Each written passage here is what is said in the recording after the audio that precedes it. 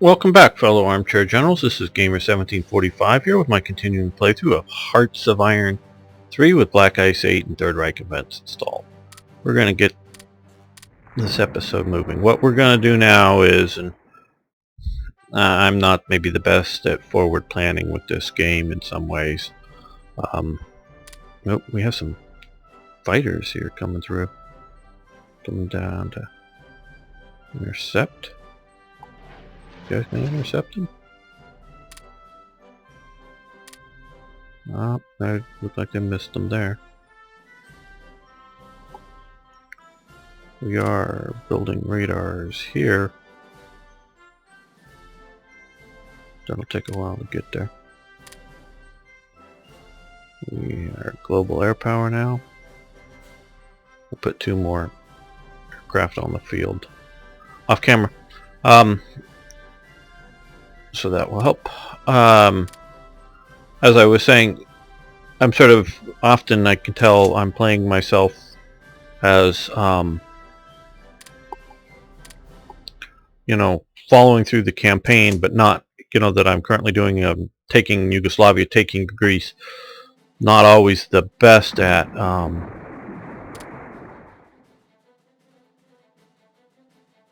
being prepared for the next phase after that. Now I've also sent down, and they're down here now. Okay. So what we're doing now is getting ready for the invasion.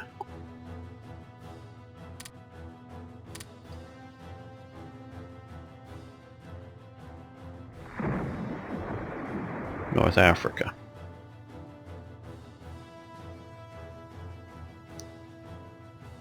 We're going to wait for the first of the year to come around, though.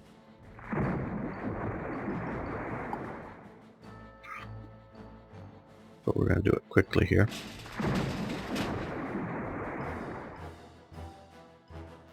Now, one of the reasons we lost some transports there.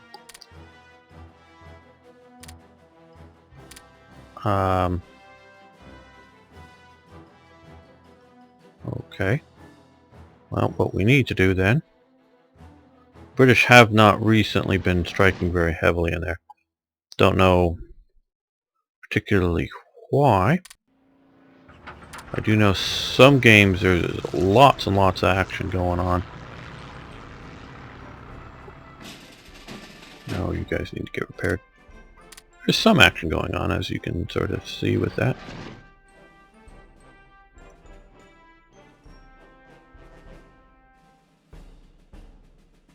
Send them to our base.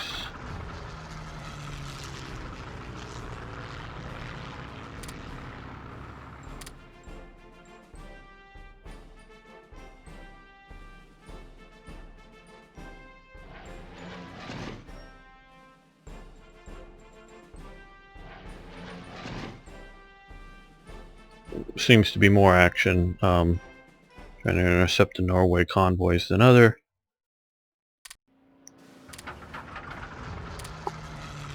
We'll respond to that. Now get these guys down.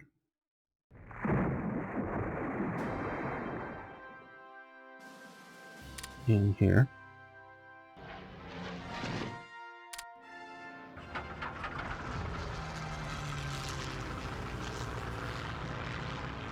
So, you know, I should probably do a little better job at some of the forward planning, preparation for the next campaign.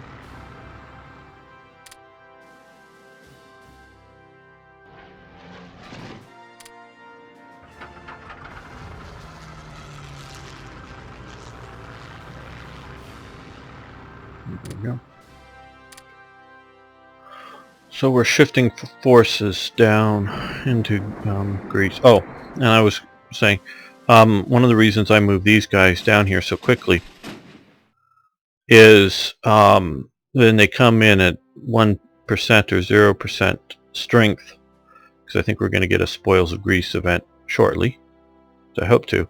British will come in and bomb it before it has any chance of being organized up, which, to a point is fair, but it's just sort of an easy kill for them. But if you have some other ships in the port, along with, of course, the fighters working to intercept them,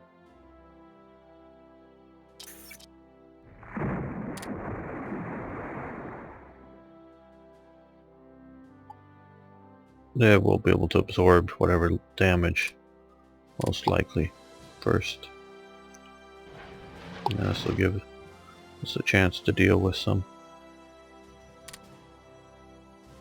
British units here.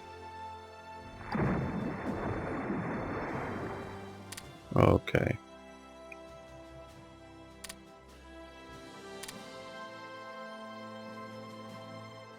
Just want to save it so that if I hit the wrong thing here from my intention. Okay, annual espionage focus. Extra spies, which is nice. Economic spying, which is normally what I do, but they've nerfed it. You get a lot of industrial intel, but it doesn't help your efficiency by 1%. Political intel, naval intel, army intel.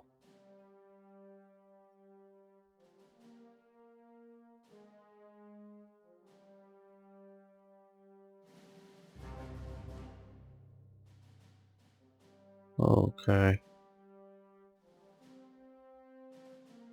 National unity's taking a little bit of a hit from spies lowering it. I'm going to do it. Increase our national unity.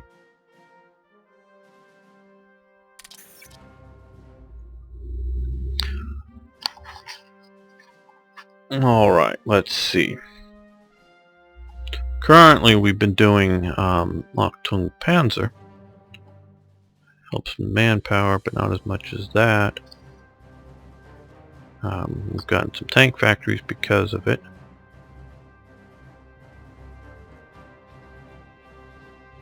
Which helps our tank builds. Do want to sort of do the economics because that's really good.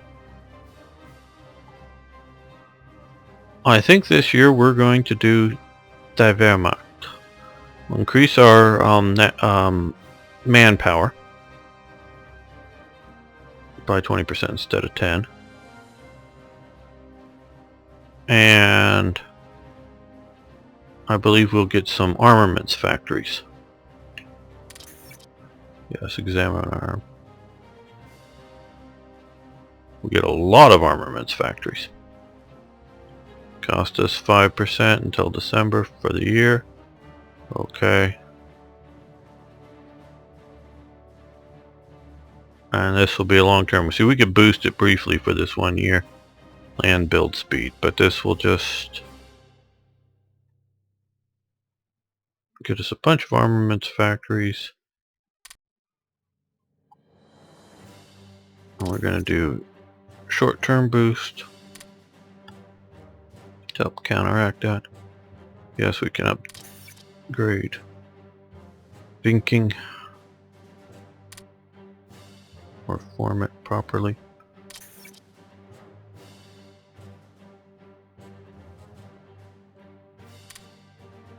I'll put those in there.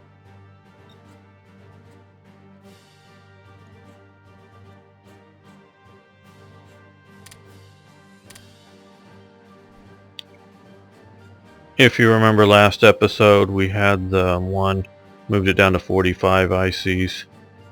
I just didn't see any particular grade why it should be 175. When I went and looked at it, it said to be 175. I don't know if they typed it in 17 and ended up with an extra 5, or supposed to be 75.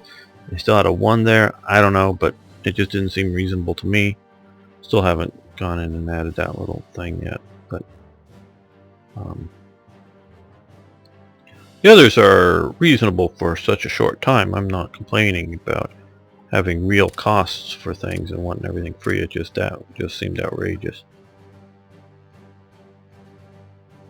So we bunch of stuff on hold, as you can see, that'll come back in. Okay. Now, There's winking.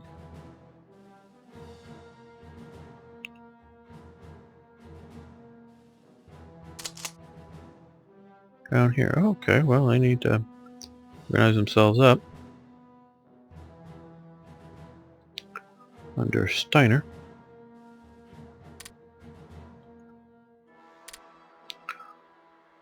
And now that it's also 1941, we can go to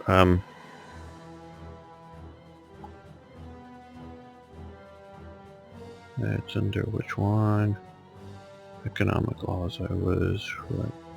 War economy. We can go to total economic mobilization. Reduces our money. Well, it goes from 25% bonus to 50% bonus on ISCs, and that's probably worth just about any of the costs. Currently have positive 7, but we'll reduce money by from 15 to 20%. Leadership by 10. That presumably means a lot of management types, design functionary types, and whatever are, instead of designing new aircraft or leading troops into combat, they're managing factories and designing new factories, better production capabilities, I'm presuming. Consumer goods during wartime needing even less because you're doing various motivation type elements, you know, recycle and whatever for the war effort. Consumer goods during, if we could have this during peacetime, it would be sort of disastrous, shall we say, in that daily descent down. Okay.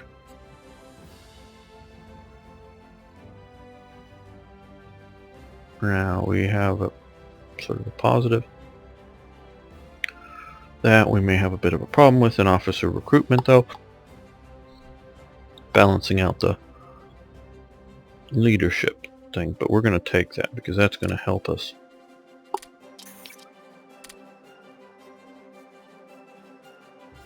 And industrial fine-tune the war machine. I'm not exactly sure what that is, but we'll do that.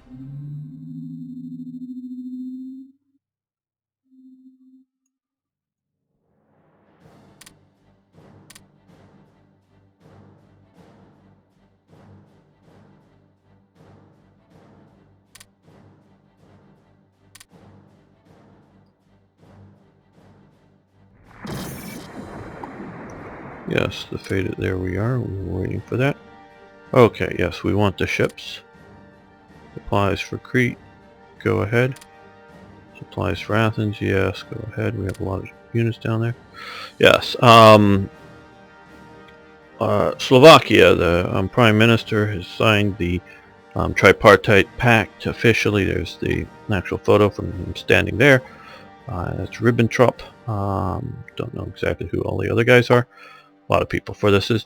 You'll notice this is a very similar picture for a bunch of these other treaty signings. I presume this is in the Reich Chancellery, but I don't know right offhand. But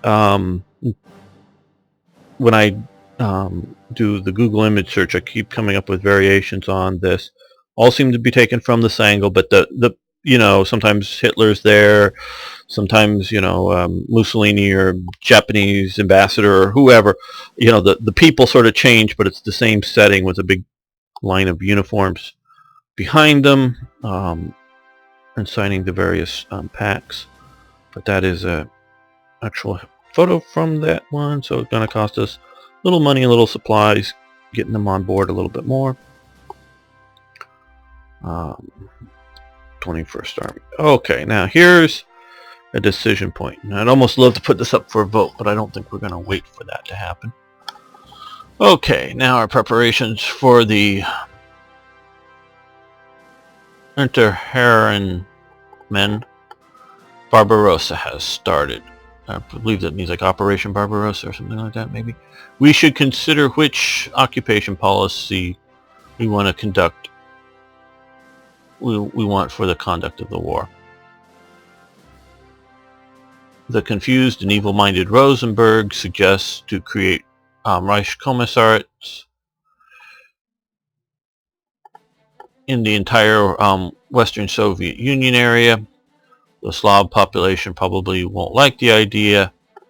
of becoming citizens second class of the German Empire.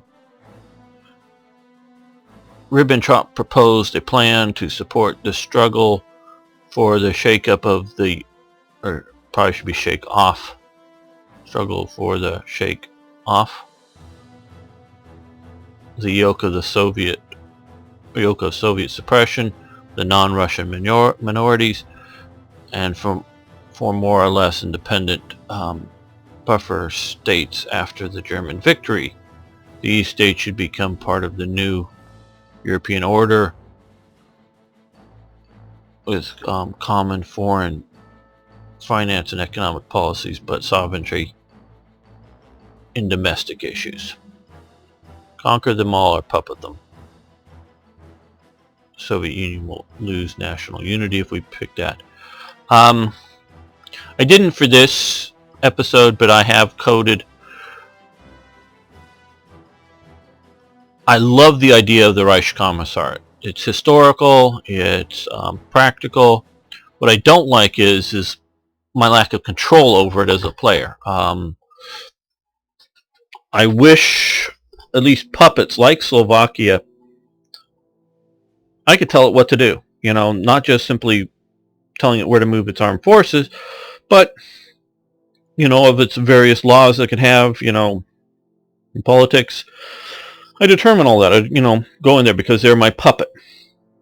And similarly for like Slovakia. And if I could do that for the Reich Commissariat, I would like to do that. So, but I have, and again, I didn't do it for this playthrough, but I have coded, taken from the dig mod, sort of an occupation, big chunk direct German national control. I'm thinking we're gonna go with Rosenberg's plan. Rosenberg was a, if I remember correctly, was a German from Russia, or his family was from Russia.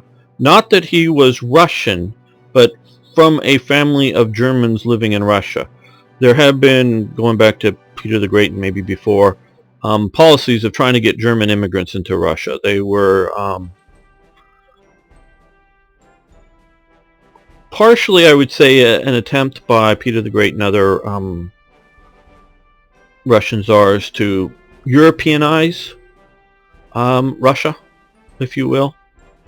But I also, and it wasn't thought of in a racial way, I don't believe. I think that's entirely in a cultural sense. But they were also brought in because they had talents. Whether they were like blacksmiths or clockmakers or tinsmiths or other sorts of people with trade skills were often brought in.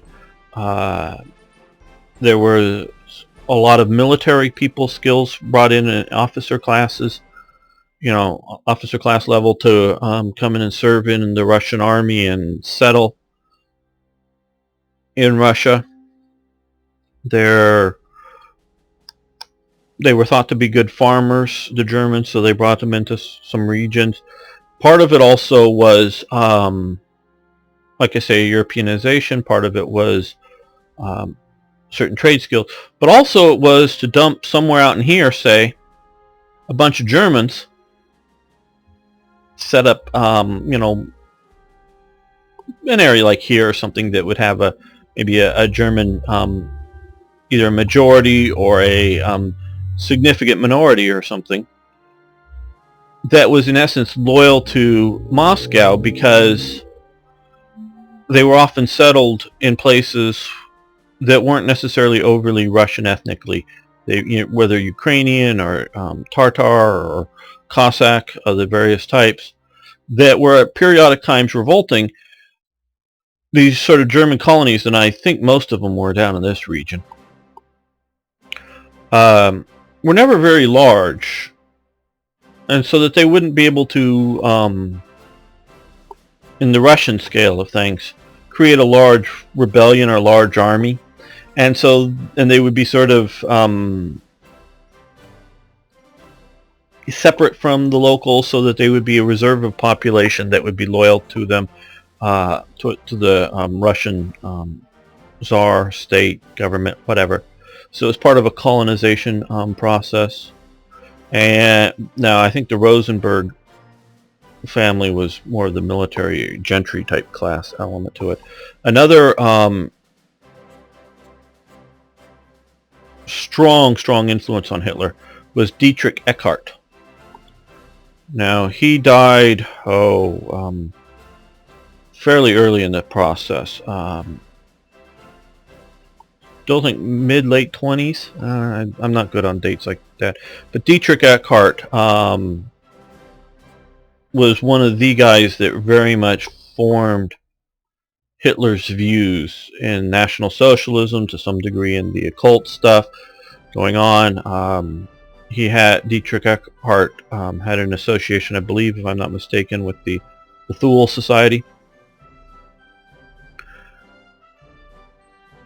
And he was another one of these descendants from either a Baltic German or a sort of Russian German. Again, a lot of these families, even though going and living in Russia, and obviously to some degree, I don't know how much they learned Russian. I'm sure they had to learn some, but a lot of the Russian court and elites spoke French, and a lot of the German elites spoke French, so they may have just been speaking a lot of interacting in French. But they often still sort of married and stayed amongst their own sort of group in there, even though that they were, not necessarily like Germantown within Moscow or something that I know of, but just simply the elites. They weren't necessarily heavily intermarrying with the Russians.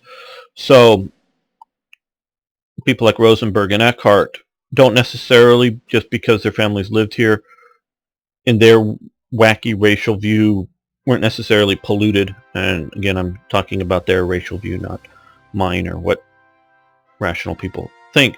But so that Dietrich Eckart was very much a fundamental element of developing the Nazi ideology. After his death, and maybe before it, Rosenberg stepped into a lot of it, and he was another one of these confused and evil mind of Rosenberg. Now, a lot of both Eckhart and Rosenberg put a lot of store between the totally false, totally made up, totally a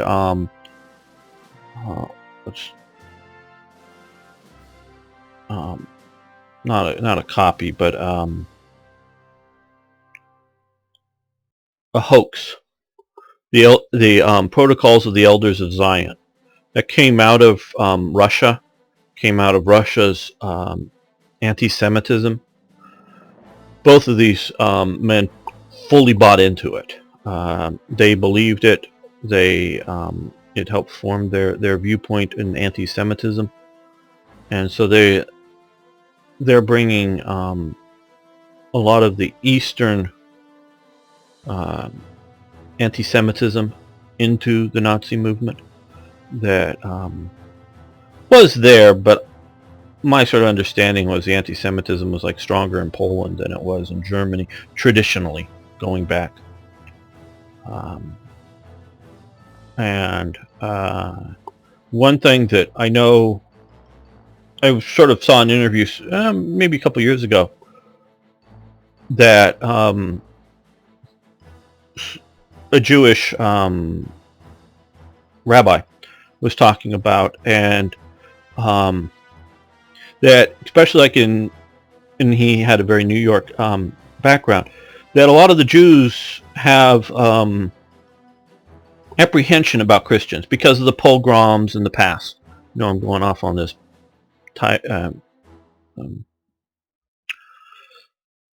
going off from our main topic here. And so that they have this tradition of these different pogroms against the Jews, and they happened in history, and they're very real, and so that they have these sort of negative feelings. And a lot of these Jews in America have grown up in and around New York City, and they have almost very little contact outside of New York City. And these are educated elites, and they're sort of always sort of fearful of it. And when they were, talking about, the Christians this, Christians that, and got to be careful. Well, a lot of the Christians they meet are Irish Catholics, are Italian Catholics, are Polish Catholics, and that's because that's sort of some of the ethnic communities that are in, or traditionally have been. Neighborhoods have been shifting more recently, but have traditionally come out of areas of New York because of various immigrations there. But when one of them, I think a judge maybe, she was informed that there has never been a pogrom by Protestants against the Jews. The anti-Semitism that Europe has faced, not that, Britain, Jews were sort of different, Jews weren't sort of us, and you can look at some of the, especially like in the 20s and 30s even, and probably still to this day, with the elites within Britain, the Jews were tolerated, the Jews were around as part of the elites, but they weren't sort of quite us, if you know what I mean. And yeah, that's sort of real. But anybody who isn't sort of them, an American, you may be an elite American, well-educated, whatever, but you're not one of us who went to Harvard or no, not Harvard, Oxford or Cambridge and all the right sort of schools, and it's sort of a cliquish society. Those of you who don't know Britain, I have visited there a few times and such, and have some friends, but they're sort of a cliquish group. So even though you were sort of Jewish and you did go through these schools, you still weren't sort of one of us. And so there is that kind of feeling. But there's never been a pogrom, never been an atrocity, if you will, systematically done by Protestants. Hitler grew up Catholic. I don't consider him a Christian by the time he's coming into power. He's something else. But so Protestant Germany does not have a history of vehement anti-Semitism anywhere on the scale of the Holocaust. Now, the Holocaust does happen out of Protestant areas, but it's done under the Nazis, under their neo-paganistic religious views. But a lot of these traditions come out of whether it's Hitler's aversion to a lot of the Jews in Vienna, and he's found in the Austro-Hungarian Empire, coming out of Rosenberg and Dietrich Eckart, which are I believe Catholic types, but had been very much in the East with Catholics here and Orthodox here, and their anti-Semitism that very much influenced Nazi thought, Hitler's thought. And so this is sort of where you get all this. I'm getting back to Rosenberg and Eckhart. So their sort of views of the ideal of the German super race, their dislike of the Slavs, and Eckhart had that too. It was both Rosenberg and Eckhart. But both of these groups, or these two gentlemen, well, these two men, don't really want to use the term gentleman, very much came out of, whether they or their parents, came out of the tradition of living in amongst the Slavs. And so these really formed the Nazi idea. And it's sort of interesting how these were some of the importers of these Nazi ideas into Germany. And they weren't necessarily always something native to the Germans. And I think Guido von List, I think he was also from the Catholic Germany, from the southern Bavaria area, I think. And he, you know, I really look at him as the starter of all of a generation or maybe two before Hitler, but the starter of all of this extreme German nationalism and starting of the dislike of the Jews. There, I sort of tag him with it. But he's also the promoter of the neo-paganistic religion within Germany. So he predates the Nazis. He is not a Nazi, but he lays the foundation for the Nazis to come in on. And I think it's mostly a southern thing. So this is not an anti-Catholic tirade. This is just an analysis of how various influences from particularly the East here into Germany, into the Nazis, influence things. Okay, so we can get back to the war. This is probably the best for easiest victory. But one problem is they'll lose the national unity. But since I'm not planning on invading until 42, they'll have a good chance of rebuilding instead of invading in 41, rebuilding their national unity. So we're going to do this. And we're going to see how well the Reich commissars work out as a puppet state later on. So we're going to do that.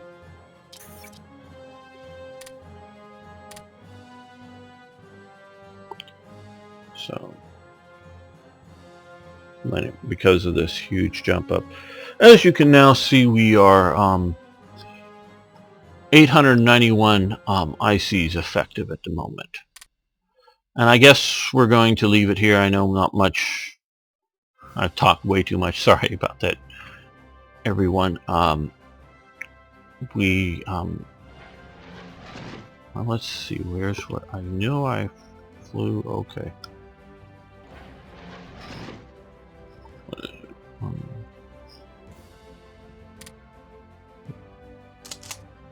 Wrong one.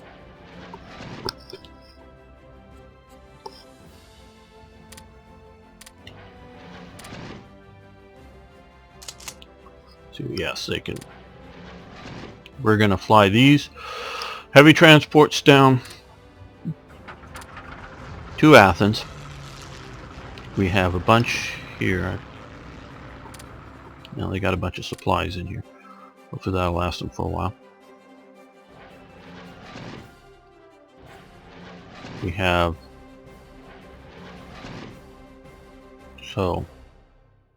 12 units overly stocked airports, but we're gonna probably come in here. But before we do that, we're gonna get Mussolini into the war.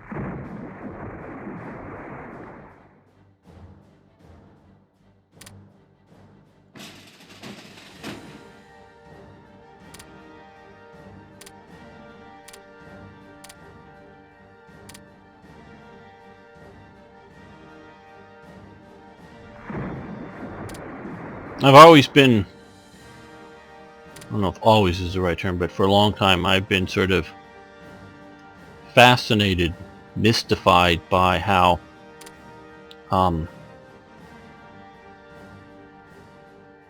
Holocaust and all that could happen. And that is one of the reasons I've sort of looked into Nazism and tried to understand it. I watch a bunch of documentaries, read a bunch. I know I'm not reading the original German, but I'm reading various analysis of it, and some have, in my opinion, sort of wacky theories. But even the wacky theories, I think, have an element of what was sort of going on that I've tried to put together why Hitler was able to come to power, why they had all these goals and their views, and that's part of what I'm trying to explain with this series. And we could see the rise of Nazism again, where, you know, we're entering difficult times, I do believe. But even if it isn't the rise of Nazism, it may be a rise of another neo extremist viewpoint that may not be based on Germanism, because there's a neo-Nazi-like movement going on in Russia right now that does have now they see Russians and the Slavs as being the super race, I believe. So it's not the National Socialism of Germany and with its things, but it's taking a similar sort of idea but putting a Russian face on it. And I do believe Putin is using it for his own ends. I don't think it's controlling him, but he's using it for his ends, and we can see the rise of that. And maybe something more simple is Le Pen's in France. You know, we can look at non-assimilating populations into France and go, hey, this isn't very good. That doesn't necessarily, and if no one does anything about it, and they all pretend it's fine, and they all pretend it's good, and they all pretend that there's no real problems, and then when things do go wrong, people will look to people like Le Pen and that group, as opposed to a more rational, reasonable dealing with the conflict. So, so if we don't recognize the coming of this again, we can go down a very, very dark road. Thanks for watching. Thanks for liking the videos. Please post your comments, even if you want to dispute what I'm saying. I'd like to hear contrary viewpoints, so long as you have something to backing up it. You can just point to articles. You don't have to write them all out in the comments. I don't think I have it all the right answers and everything is nailed down solid. I'm still seeking and searching out the various natures of this, and so I'm what I may have thought 10 years ago and what I think now of it, and what I'll think about it 10 years from now on the nature of Nazism and how it was worked and influenced and viewed will probably change. So this is not a final dissertation opinion of all of this. No, just current thoughts. Again, thanks.